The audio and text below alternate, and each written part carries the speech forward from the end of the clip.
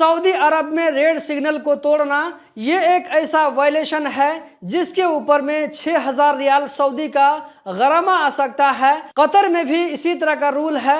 Qatar में भी red signal तोड़ने पर लगभग 6000 रियाल कतरी का गरामा आता है। सऊदी अरब में हज सिक्योरिटी फोर्सेज ने 8 ऐसे लोगों को गिरफ्तार करने का ऐलान किया है जो कि इल्लीगल तरीका से मक्का में घुसकर हज करने के लिए वो लोग कोशिश कर रहे थे। इनमें से 3 ऐसे लोग हैं जो कि बाहर यानी कि नन सऊदी हैं। जैसे कि वो लोग वहां पर जो है काम करने के लिए गए थे, इकामा बनवा करके रह रहे थे, तो उन्होंने जो है बिना परमिट लिए हुए मक्का जा करके हज करने के लिए कोशिश कर रहे थे।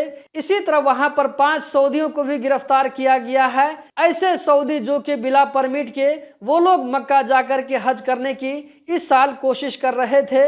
तो ऐसे लोगों को हज सिक्योरिटी फोर्सेज ने गिरफ्तार करके अथॉराइज डिपार्टमेंट के हवाले कर दिया है। दोस्तों, इस वीडियो को आप में से जो लोग सऊदी अरब से देख रहे हैं, ऐसे लोगों के लिए बताता चलूं कि बिना परमिट हासिल किए हुए अगर कोई आदमी जाकर के हज करता है तो उसका हज काबिले कबूल नहीं होगा, क्योंकि हज करवाने के लिए जो वहां पर इंतजाम किया गया है उस इंतजाम के रूल को तोड़ना ये गुनाह वाला काम तो है, सवाब वाला काम नहीं होगा। दोस्तों, इस वीडियो में इतना ही। हम जल्द ही मिलते हैं किसी नई वीडियो में। वीडियो को आगे जरूर शेयर करें। बहुत बहुत शुक्रिया।